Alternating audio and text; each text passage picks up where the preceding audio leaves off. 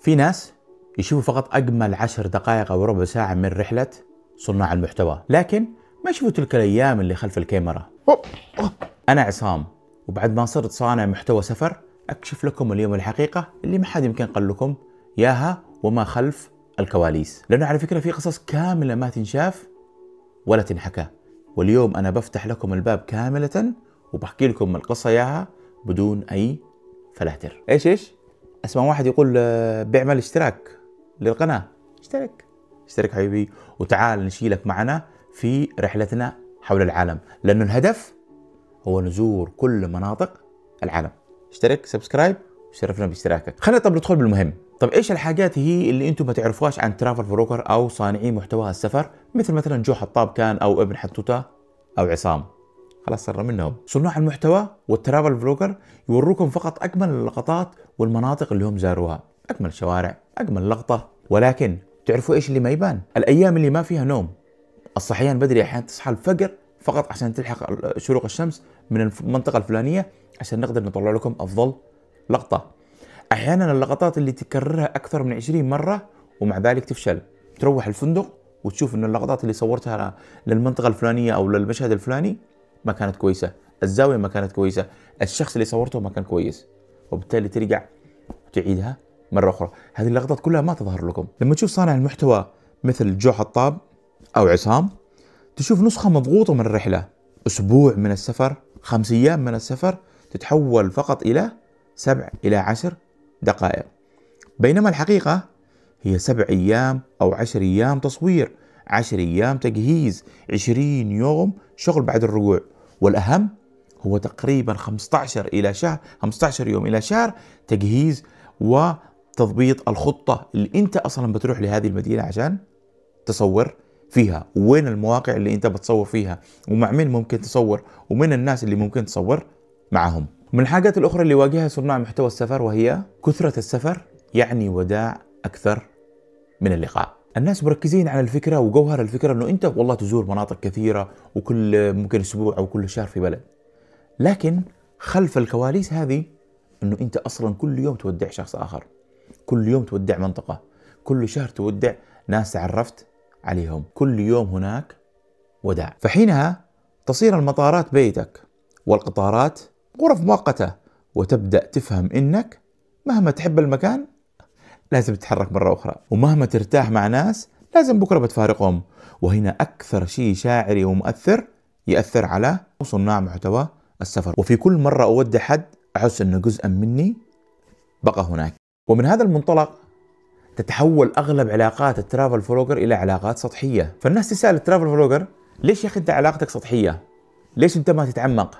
لأنه بكل بساطة ما نلحق، ما فيش وقت تسافر وتروح المنطقة الفلانية. اليوم انت في صوفيا في بلغاريا، بكرة انت في المجر، بعده انت في بولند، روسيا، فنلندا. على فكرة احنا مخططين نروح كل هذه المناطق في الأسابيع نقدر نقول المقبلة، لذلك خلوكم معنا. لما تنتقل كثير تعيش حياة سريعة، وجوه تمر، قصص قصيرة، ومواقف تنتهي قبل ما تبدأ أصلا. فالسطحية هي مش خيار أصلا لنا، السطحية هي شيء فرض على كل صناع محتوى السفر. فهناك دائما مسافة صغيرة بينك وبين العالم، وكل هذا عشان تقدر تكمل وتنتقل إلى البلد الآخر. ولكن هذا دائما ما ينجحش، فعادة ما يبقى منك جزء في البلد أو في الناس اللي أنت زرتهم.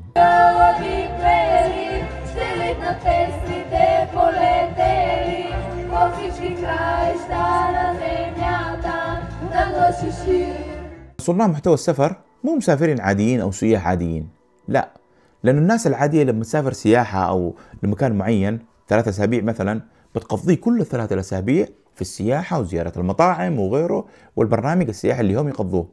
إلا صناع محتوى السفر بيسافروا أول 10 أيام إلى أسبوعين على حسب البرنامج التصوير تبعهم، كله فقط في التصوير، اللقطات، مقابلة الناس، الذهاب للمناطق التاريخية، كله فقط عشان تصويرها وتوثيقها عشان يطلعوا لكم أفضل محتوى. أما بقية الوقت فيقضيها بالطبيعي بالمونتاج وإعادة اللقطات اللي مع الأسف مفروض تنعاد. فالناس يقولوا لصناع محتوى السفر أوه محظوظين بيسافروا هنا وهنا وكل يوم، ولكن لا، أول 10 أيام إلى أسبوعين ما هي سفر، هي شغل، كاميرا، بطارية، درون، زوايا، قصص تجري ورا اللحظة عشان تقدمها جميلة. فالمسافر العادي يسافر وسياحة، لكن صانع محتوى السفر يشتغل. لذلك ما تجد أي حد ممكن يكون فجأة صانع محتوى سفر. ليش؟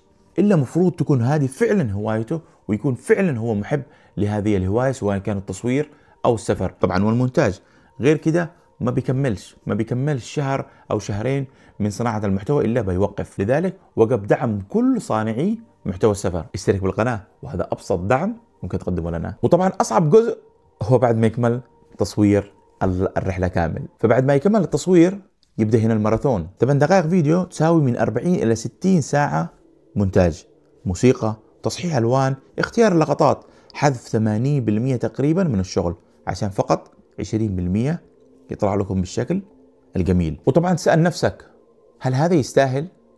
لكن أول ما تسمع واحد أو يحط لك بالتعليق والله أنا بالفيديو هذا حقك اللي شفته خلاني أسافر في هذه المنطقة وأقدر أستمتع فيها أفضل استمتاع، تعرف أنه فعلا كل هذا التعب يستاهل. ونجي لها من نقطة وهي جوازات السفر، وهي أحد أهم عائق ممكن يواجه صانع محتوى السفر، لأنه الناس تشوف طائرات ومطارات وكذا بس ما تشوف اللي خلفه، تأشيرات، طلبات للفيزا، رفض، انتظار، مواعيد، وأحيانا تجهز 20 يوم وتوقف في المطار وتسمع الكلمة اللي عمرك ما تتمناها، not allowed to enter، الكلمة اللي تدمرك. لذلك احنا لنا خطة في تغيير الجواز إلى جواز يقدر يدخلنا كل بقاع العالم. ليش؟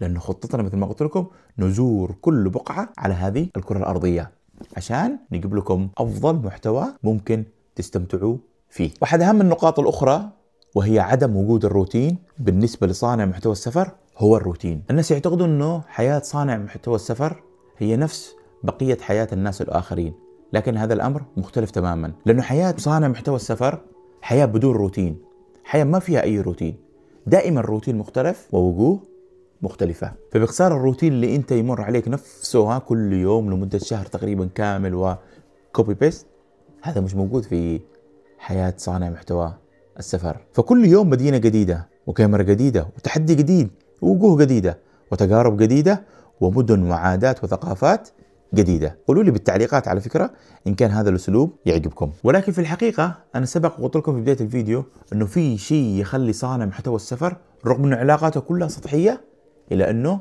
يكاد يكون أسعد مخلوق على وجه هذا الكون. السبب أنه أنت كل يوم تتعلم بثقافات أكثر، كل يوم أنت تستمتع بلون حياة أكثر، كل يوم أنت تستمتع وتتعرف على ثقافات أخرى، كل يوم أنت تشوف جمال العالم من منظور آخر، كل يوم مغامرة أكبر، كل يوم استمتاع أكثر، كل يوم أنت لك قصة وحكاية ترويها للناس. لذلك هذا يساعدك أنه أنت تتعلم أنه أنت ما تتعلق، لأن التعلق مؤلم ومتعب. فلذلك صورة واحدة رائعة ولقطة صادقة كذا من القلب وجري وسط المطارات وعلى سلم الطيارة، أو نهوض من السرير في الفجر والصباح الباكر عشان تلحق الشروق في المنطقة الفلانية وتطلع الدرون، كل هذه اللقطات عشان تطلع لكم باللقطات الرائعة، كل هذه متعة لا يعرف طعمها إلا صناع محتوى السفر، لا يعرف طعمها ولذتها إلا من يحب ويعشق السفر والتصوير. لذلك لو تشوفوا الجانب الحقيقي من السفر وجمال هذا العالم